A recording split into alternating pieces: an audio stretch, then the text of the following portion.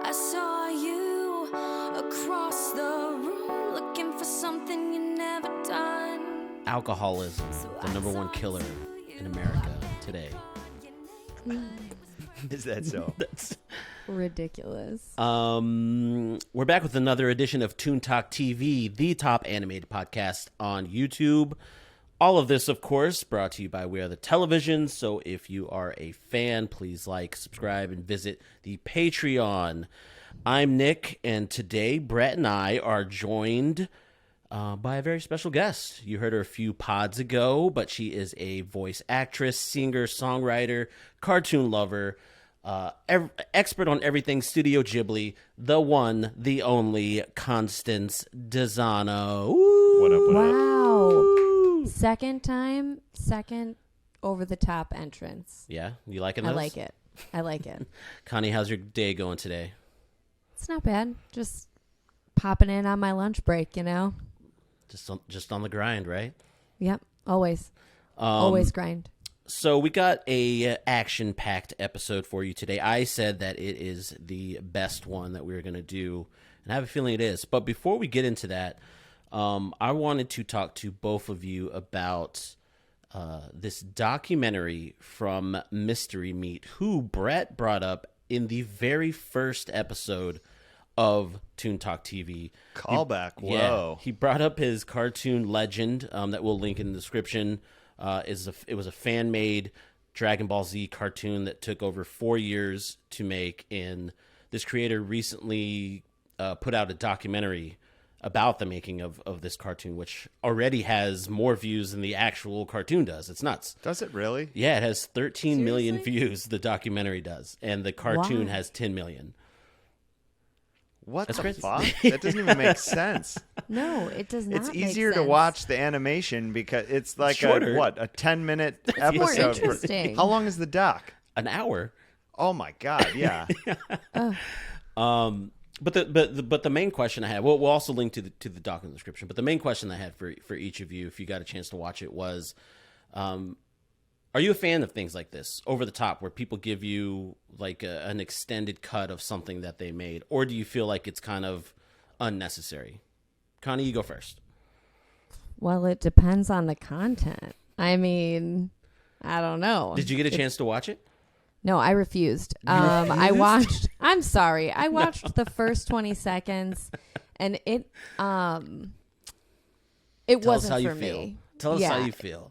Yeah. It was. I was So bored. basically I didn't what you're care. saying is you hate content like this, you know? You don't want to know the backstory. Just give me No, the... that's not true. Oh, well, that's okay. Because like for other things, I'd love to know. You know, Okay. I'd love to know. Case but by like case that, basis. I didn't care that much. I thought the animation was really good. Yeah, did you watch watch the original cartoon that he made? Mm-hmm. Yeah, that was really awesome. I was like, oh, wow.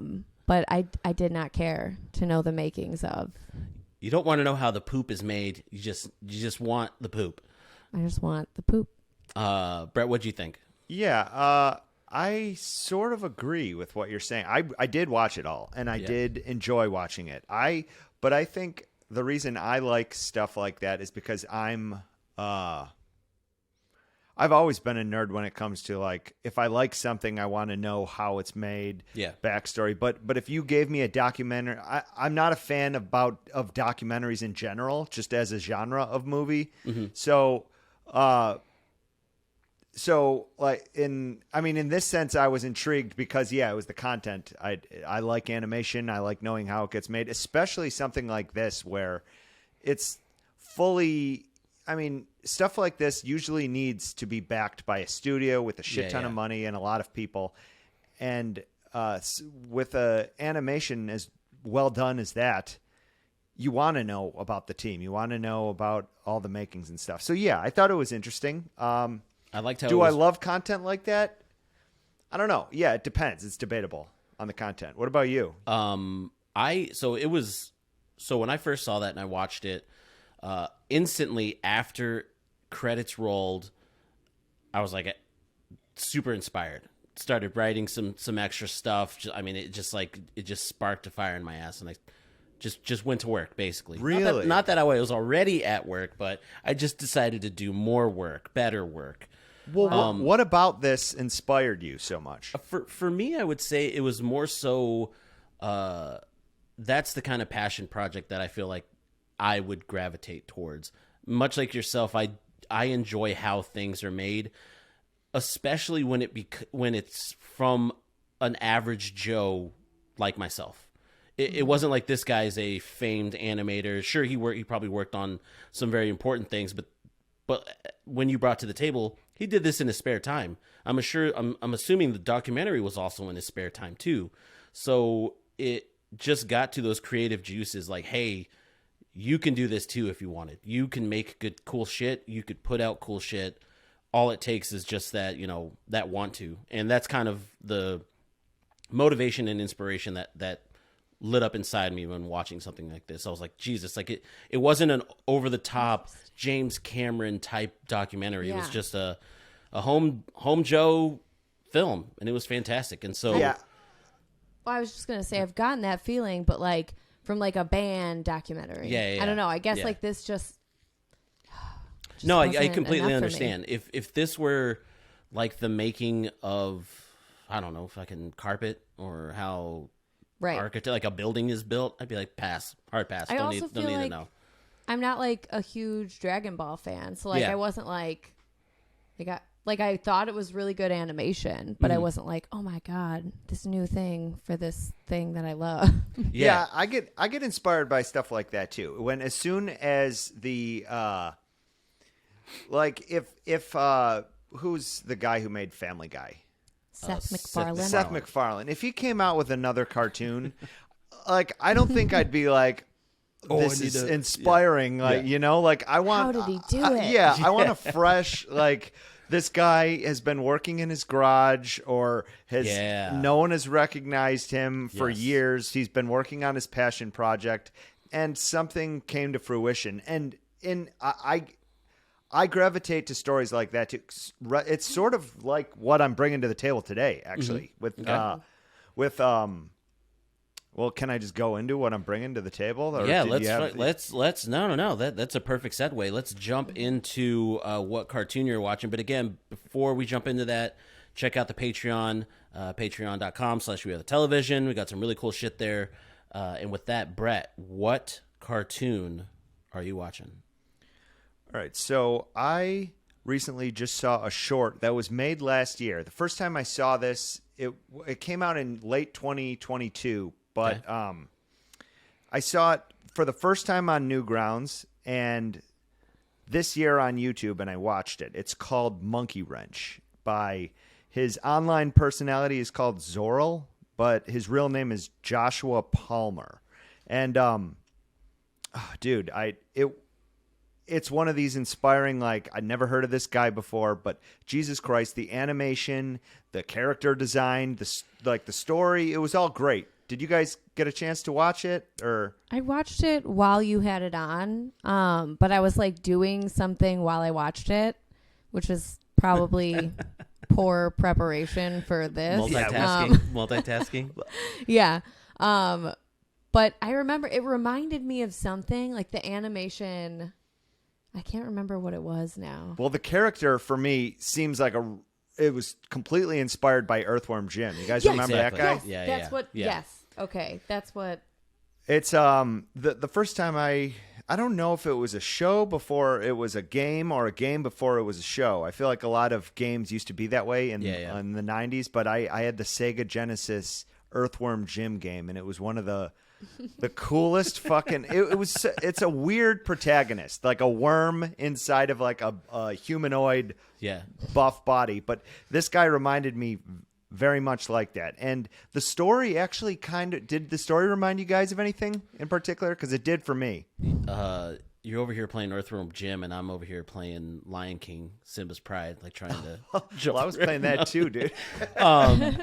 It did have that Earthworm Jim feel. I feel like this was one of the most polished cartoons that we've ever had. It felt like an actual series that was out now. But the story kind of reminded me. It had the little vibe of kind of like a Invader Zim and kind of, bounty hunter Star What about Wars. Cowboy Bebop? I feel like it was like Bounty pretty much hunters? that. Yeah. Bounty hunters in a spaceship Yeah. going to get a bounty type thing. That's true. Yeah. It's like very so. I guess the most interesting aspect about this to me is that when I feel like the most animations coming out today are sitcoms. Okay. They're not action based, and if they are action based, it's an anime. Yeah. So this, I feel like, was in its own vein of type of animation where it is action, which to me it's definitely harder to do than a sitcom. And when you have some guy like Joshua Palmer, now he's worked on stuff that we've seen before. I think he's worked on Nickelodeon stuff and Adult Swim, stuff like that. Trip Tank, what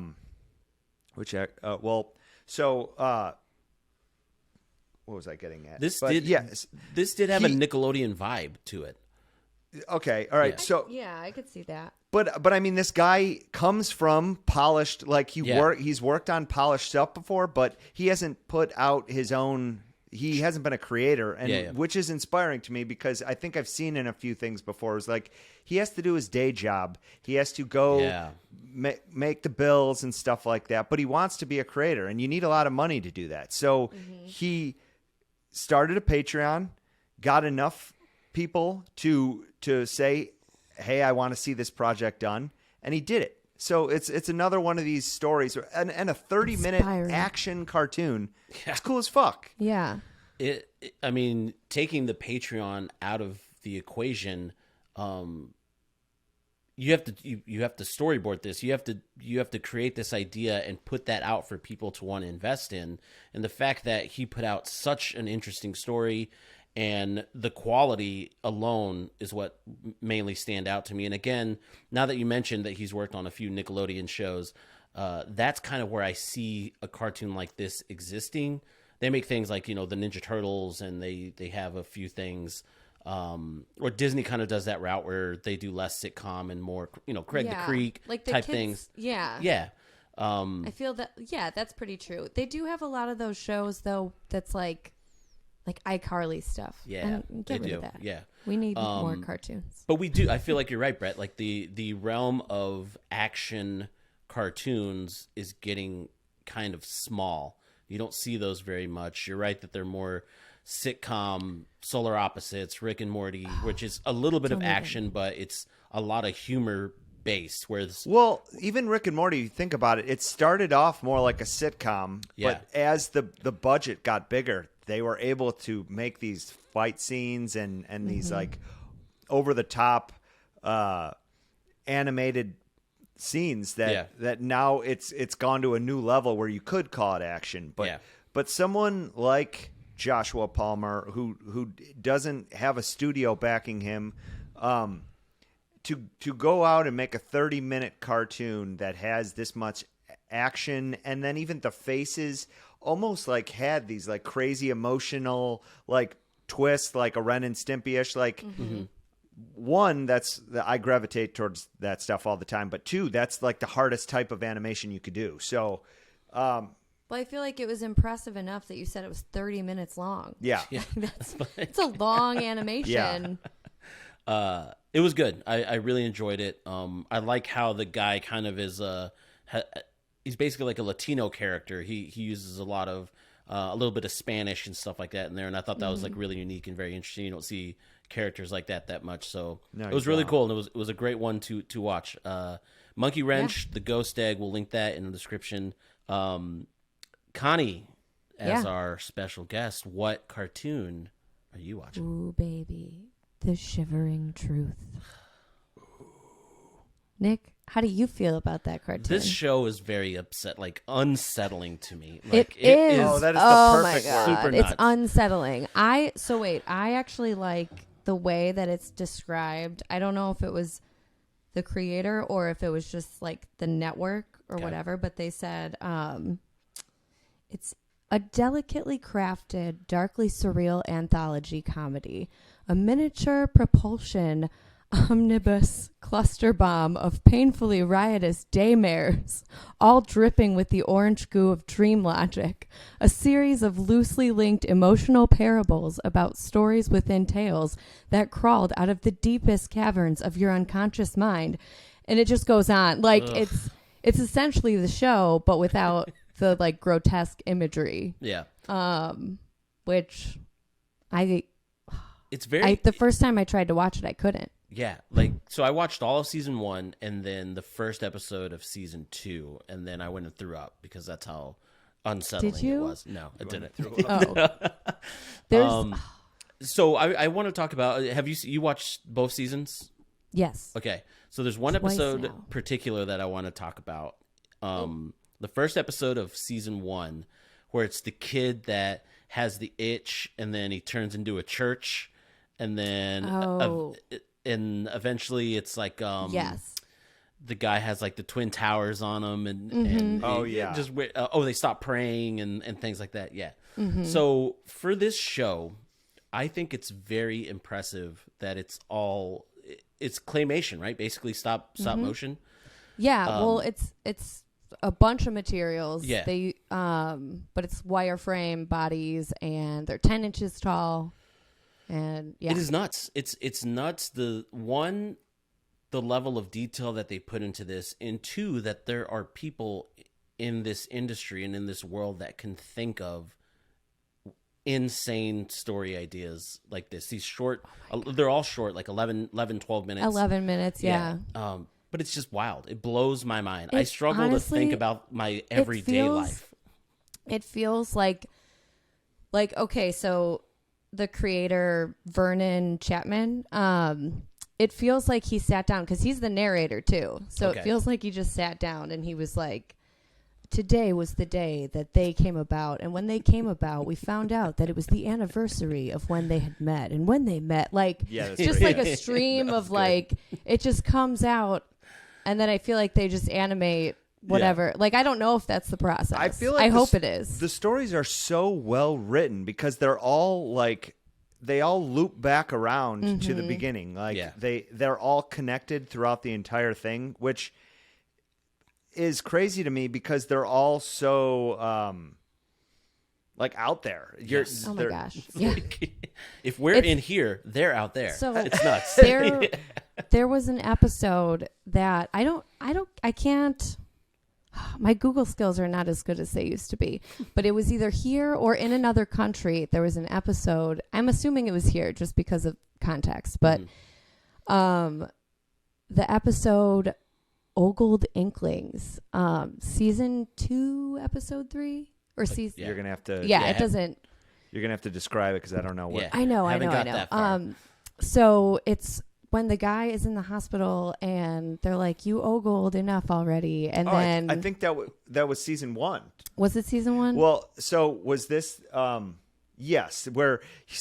I wish I would have taken a snippet of that dialogue and just said it here because it was like the most. It was the craziest like paragraph of words put next to each other. But yeah, this guy basically oogled a girl while driving past her and destroyed the world. Because of that. It just keeps getting worse Yeah. until the world is destroyed. But there's another part. This episode was like removed from HBO Max for a while, or like not put on there when the show was available, like starting to stream. It was banned, right? Yeah, it was banned because in the episode, a woman gives birth to a baby wearing a police hat, and the doctor says it's a dirty pig. And it was right when it went on HBO Max was like the height of the George Floyd protests. So they were like, well, we can't this show is that. controversial. Yeah. So yeah, but it's on there now. Like we just watched it. Yeah. It's a dirty pig.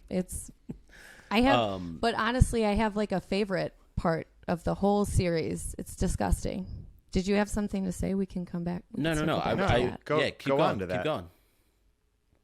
Oh, okay. So there is also this episode. Hold on, I gotta see if I have the name. While you're finding it, Yeah. What's the type of like people get afraid of there's like bumps on your Oh, skin. the holes, trypophobia. Yeah, trypophobia. Is that what it is? Is that what it's Phobia? called? Have you heard of that? I feel like this show does that like visually to you all the time. Dude, So I think rough. it's the uncanny phenomenon. Yeah. Do you guys know like what the uncanny phenomenon is? You're about to tell when us. Something You're about is, to tell the world. I'm about to tell you. When something is so almost real that it's unsettling.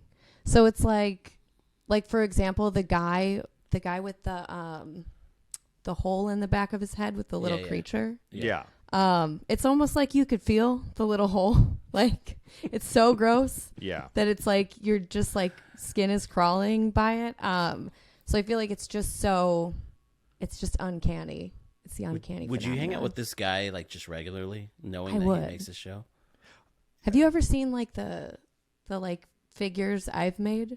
You Oh, have, yeah, Oh, I yeah, think you yeah, have, yeah, Nick. you would fit right in. Yeah, you Yeah. would fit right in. And you know, an interesting. So I looked up this guy, Okay. Vernon Chatman, and because one, I was so impressed with the story writing. I feel like, what else did he write for? Yeah, Because yeah. it, Right. and he is a character on South Park and a pretty fucking important character on South Park. He is Towelie.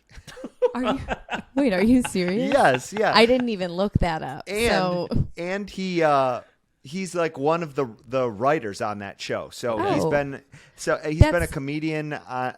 He started as a stand-up comedian and he's worked on a bunch of shows. But South Park to me was Yeah. Trey biggest Parker is a voice in a few episodes of The Shivering Truth. So, but that episode that I was going to tell you, I don't know the name, but my favorite, it's so disgusting. So, there's a cashier. I can't remember the guy that he was dealing with. The story was about this other guy, and then it turned to the cashier, and he was like everything. He was like digging his finger in his eye. Oh, yeah, the and it guy- was like squeaking and like everything that this other guy did. He was like, how do I even know that you did that? How do I know? But he kept digging in his eye, and then at one point it like shows the inside of his head, and he just digs his finger into his brain and just starts like, He's can I diddling swear? it. Juice. He's diddling Can I- it. Yeah. Like finger fucking his eye hole, and then just like ooze gushes out. Like that- it's just so. That is So actually the disgusting. first episode of season 2. That's the Yes. same episode. Oh. Yeah. There and we he's go. he's like floating around in the air, and he's just spraying all Yes. his eye gook. Yes. Yeah. And then there's like the little girl voice that's like and the goo that gushed and the gushes my that God, dude. gooed. Like it sounds like a Dr. Seuss rhyme. So with this show, so I know that Connie loves it. Brett, I'm going to say to you, what is it about shows like this that kind of make you want to go on to the next episode? Is there like something specific? Is it the type of animation, the story writing? Like, what is it that keeps you going You're to the saying next one? the Shivering Truth? The Shivering Truth, yeah. Well, I'll tell you this. It's almost like this show is so sadistic that it's funny to me. I'm laughing the whole time, which is weird because it's not the same type of comedy as like you're not telling jokes the Yeah, whole yeah. time. You're just like every time you thought he pushed a boundary, he just went over that.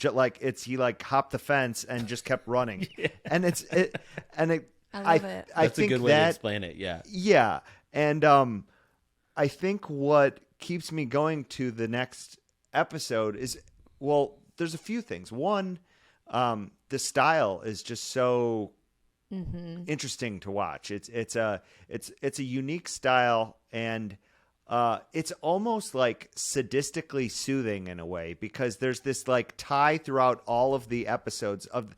It would have looked like an anthology if the narrator didn't carry his voice throughout all of the episodes. It's Yeah. almost like a smooth line in between all of those, because it's all different content. Right. Like every episode is something different, which blows my mind too. Because how many stories can you create like this? It's You know what's funny to me too is I don't remember if it's every episode, but a few of them just start halfway through a sentence. Did you notice that? Like, Some it of just them I starts did. Yeah, halfway yeah, through, yeah.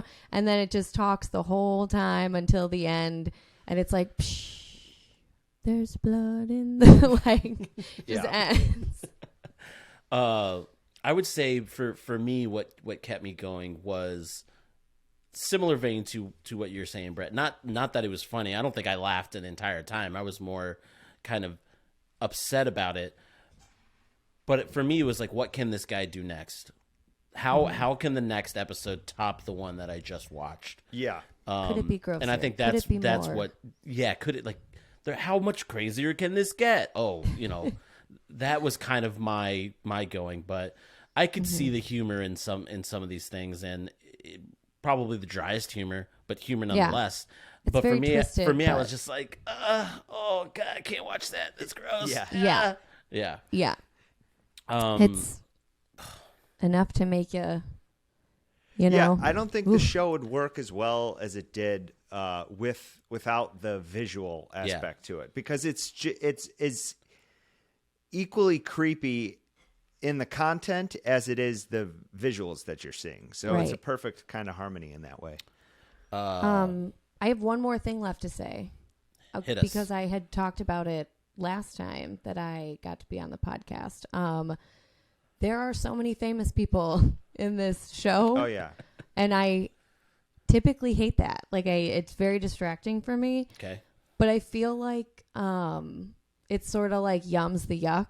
Like, it gives me like a nice distraction, so it's not as gross or unsettling. I'm like, oh, who's that? Oh, it's Connor O'Malley. Like, Yeah. oh, who's that? Like, kind of like makes it less terrible. Now, But you, yeah, I just you said you don't like when famous actors are in you think No. that distracts from the content you're watching? for me, yeah, you? like for Ponyo, like the first time I saw it, the whole time I was like, who is this? It's Tina Fey. Who is this? It's Matt Damon. Like, Yeah. it just kept going. Like, the whole I barely watched it because I was so focused on like figuring Who's it in out. Yeah. Okay. Yeah. That makes sense. That makes sense. Yeah. I mean, I personally, I don't mind when famous actors are in there if they're doing it well. If Yeah. it's a good actor, then let him go. But if Right. it's just to have someone in there just for the hell of it, Well, then that's what I feel like it's like. Yeah. Just an ensemble cast for the hell of it. Nick, what have you been watching? Ooh, got a good one to bring into the table. Okay. I am bringing a child-friendly cartoon on Netflix, one of my favorites, called Hilda, created by Luke Pearson, who you would know as the storyboard artist for a few episodes of Adventure Time. So That I'm does not not surprised. surprise me. He Yeah. came I'm not from. surprised. So Hilda's based off a graphic novel. It's available on Netflix. The animation studio behind it is Atomic Cartoons, which is a Canadian animation studio who did things like Johnny Test, Courage the Cowardly Dog, Little Demon, love which is Courage. on FX. They've done a few of those things. But the real joy that I get from this cartoon is in its use of color. Were you guys able to check out a few episodes? Oh, yeah. I did. Yeah. So the main thing for me is, I guess, just jump into the discussion about it. You understood the color palettes probably better than me as a creator and animator. There are some episodes where even if it's like a dark scene, everything is like in shades of purple. The character, the sky, the moon, the ship, doesn't matter what it is all in these color palettes that are used throughout each episode. And it's very simple and very basic, yet I think it brings a lot of life to the cartoon. Whichever one of you wants to answer first, what do you think about cartoons like that utilize basic, simple, like 4 or 5 colors throughout the entire thing? So one, you said you brought up color palette, and I'm glad you did before I started watching this, because I feel like that was really the best aspect about this show. Initially, well, one, I love when cartoons do that because color is relative. Okay. If like you would say that our skin is like well, skin isn't really a good, because everyone has like a different shade of skin. Mm-hmm. But basically, when you draw a character and you color it, people will stick with that palette, And you mean but that that's like not how like a Bart Simpson always has red shorts and a blue shirt. Yeah, something like that, right? Sure. Okay. Let's say the Simpsons, their skin's yellow.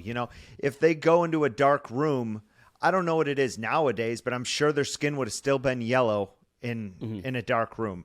Now, but in real life, color's yellow. When I walk, or color is relative. When I walk into a room, if the light is different, then what you're going to see of me is completely different. And that's how all colors are, So when someone picks,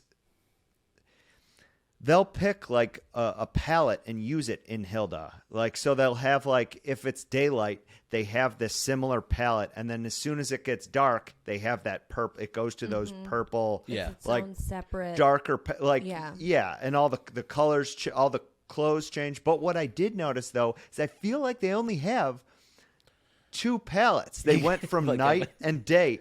And after I realized that, they show it very clearly in the intro. Like, she's jumping between 2 palettes, going back and forth. So they do play with that.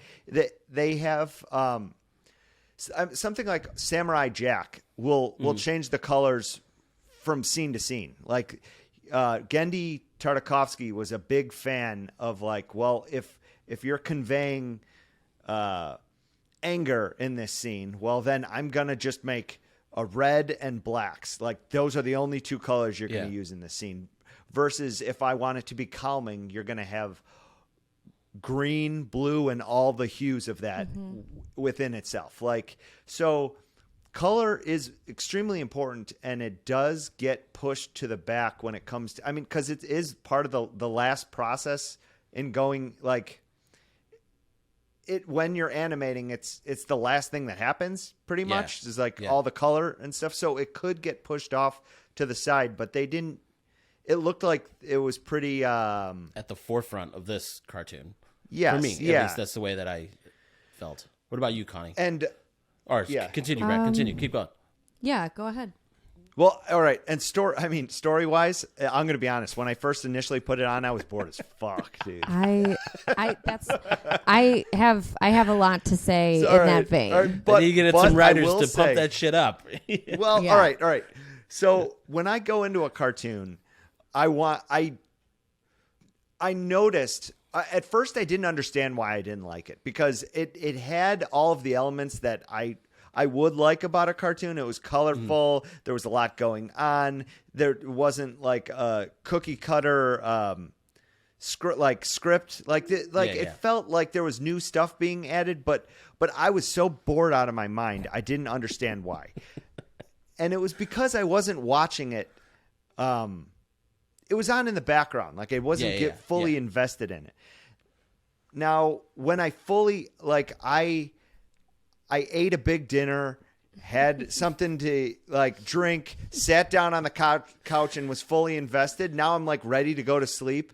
And I watched a few episodes, and it's the redeeming quality about this show is it's cozy. It's almost, you put it, it's like, it's a fireplace that you sit next to. It's nice. Yeah. It's cute, but generally the cartoons that I gravitate towards are, I want it to be action packed or funny as hell and bloody as shit. Yeah. So, I get that. I was also insanely bored.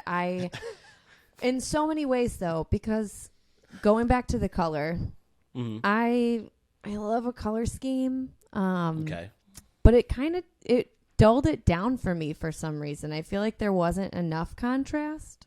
Okay. Like, in the day, I'm trying to. There's like teal and like that it's like crimson kind of color. Teal, crimson, yellow, and then I think brown are like the 4 main. And it's that they use. It's nice, but like the fact that it's half of the episode is kind of boring for me. Like I don't know. It added to the other boredom, which was like story. I still can't put my finger on what it reminds me of, but it reminds me of 100 different things. I'm like, I feel like I've seen this before, but I've never watched it. It So didn't for- surprise me when you said Adventure Time because Yeah. I felt I have the same.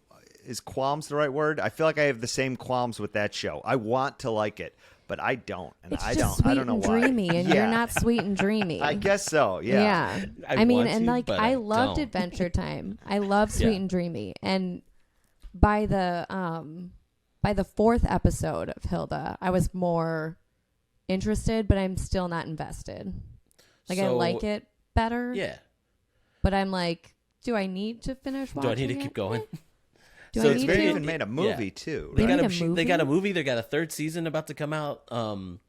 It's very interesting. Well, though, someone likes because- this, then you know. So you Nick got, likes you it. got- Yeah. you got two different sides where, Connie, you're almost saying that a simple palette can almost kind of be like a distraction. You're like, ugh, like the same four colors used over and Yeah, over. I don't know. Yeah, that makes sense. I could see that. There were certain episodes where, for me, it could, if the story isn't interesting enough, then I'm only gravitating to how the anime, like, there are Yeah. certain cartoons where if there were no sound, I could still follow the story that's going on because I see what's going on.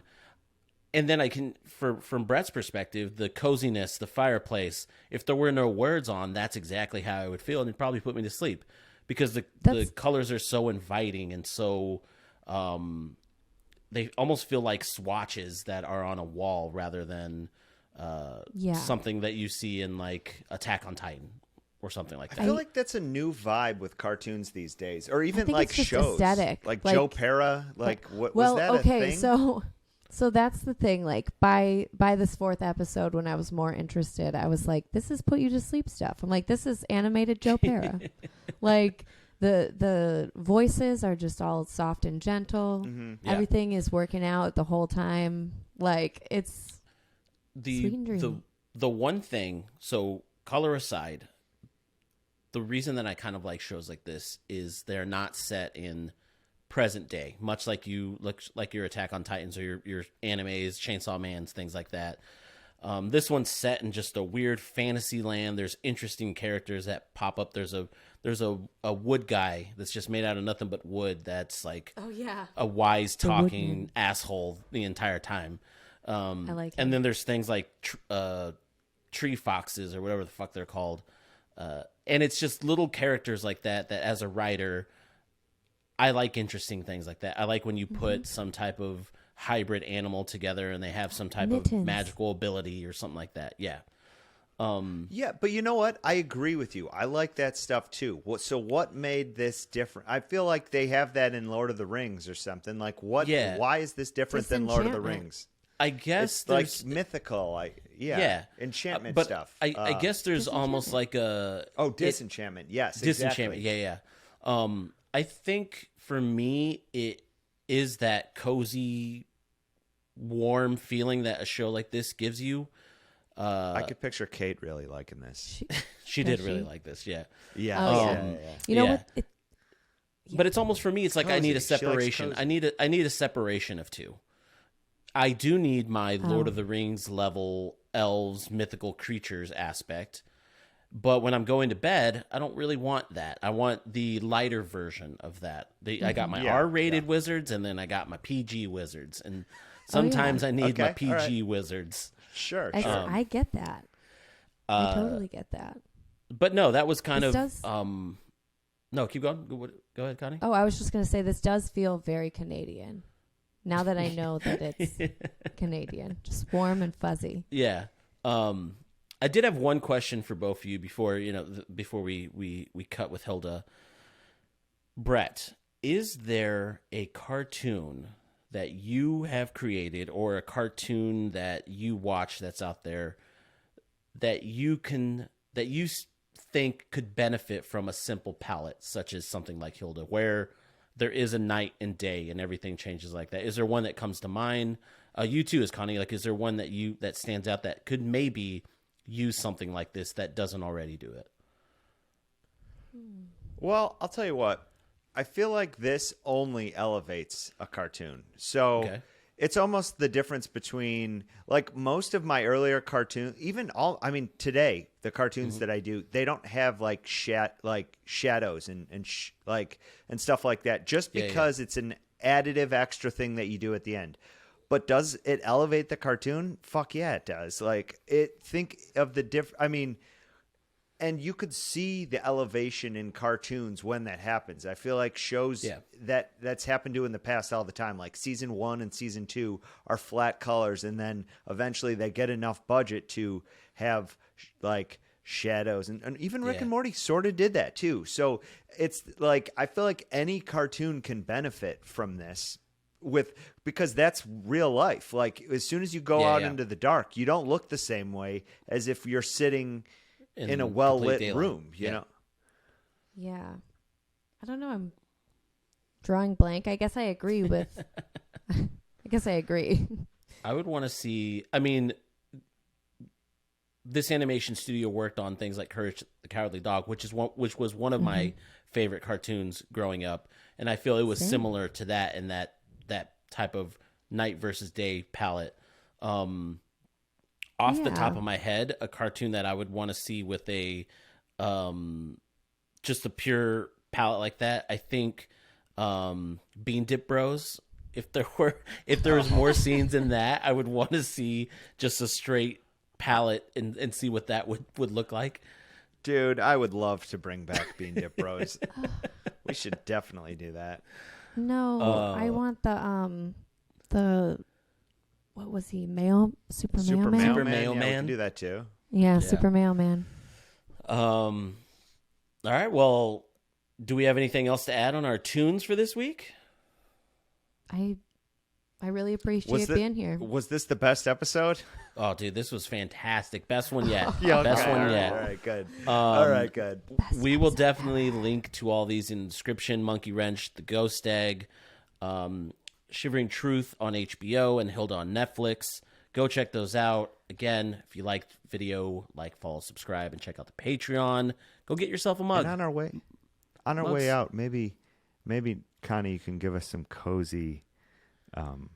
What's that? Some ASMR.